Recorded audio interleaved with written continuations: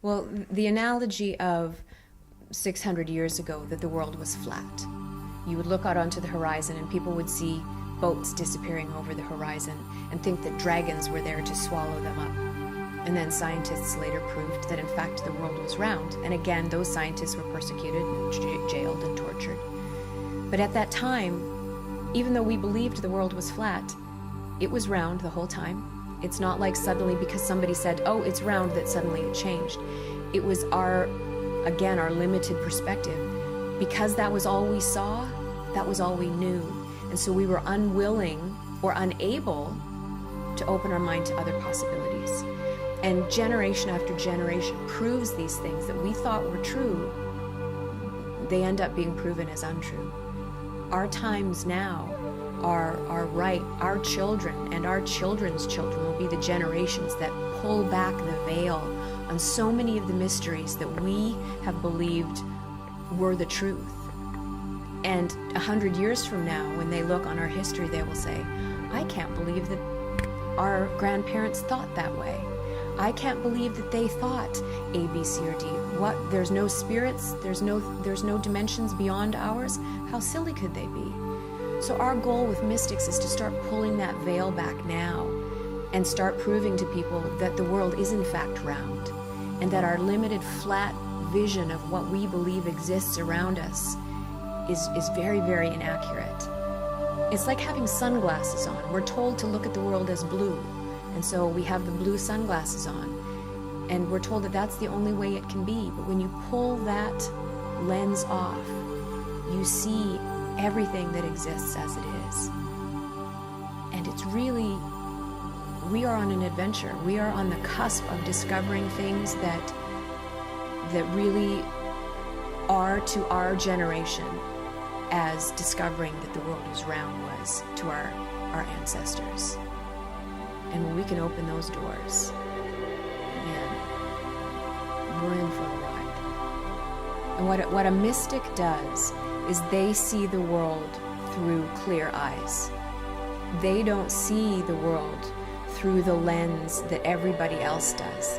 They see the world through a wide open universal lens that is open to seeing new colors and new ideas and new information and new dimensions and new societies and new intelligences that are there all the time. And oftentimes when a mystic is indoctrinated or initiated into the mystical world, there's a separation between how the mystic used to live and being attached to what everybody around them knows and having the courage to step into what they've seen. So you have to be able to bring those two worlds together, and that can be a great challenge.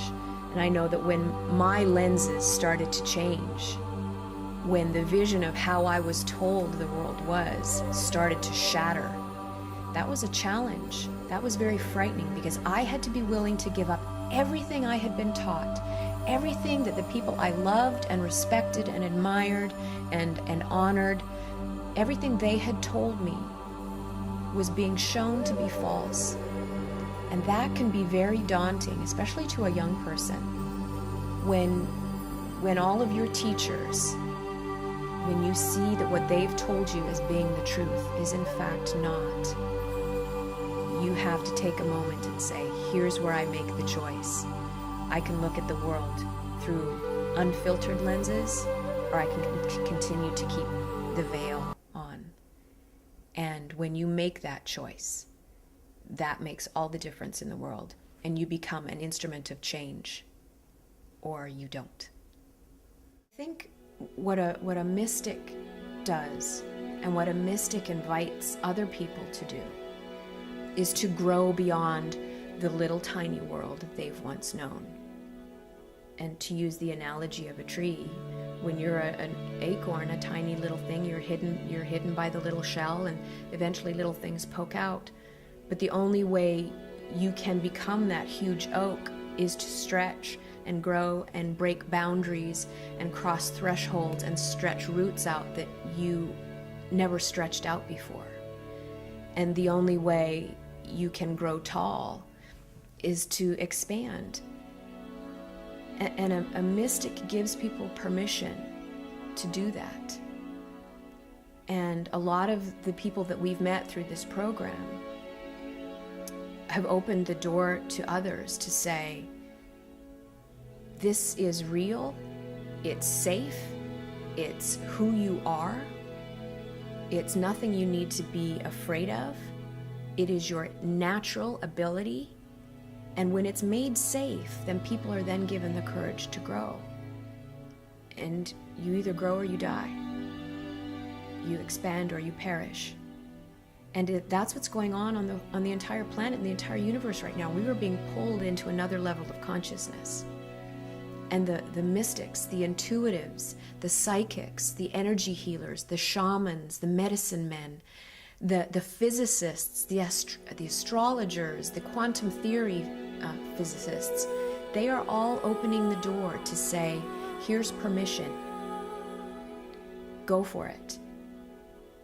And, you know, just like Galileo did and Copernicus did, the scientists are now coming together with the mystics, and science is communicating with magic, and it's being validated, and it's being proven, and it's being almost made clinical. But unfortunately, we live in a society that unless it's proven to be tangible and backed by science, people won't believe it. So what modern mystics does is it brings the magical and the material together. It brings the science and the wonder together. And it makes it safe for others to grow. What mystics do is they reveal the truth. And again, it takes great courage to be willing to dump what you believe to be true and step into a new way of believing, a new way of seeing, a new way of participating in the world. And what mystics do is they see things differently and they translate it for others so they can see it that way. You need visionaries. You need people who can see beyond what the regular folks see, and they can bring that information and those messages down to others.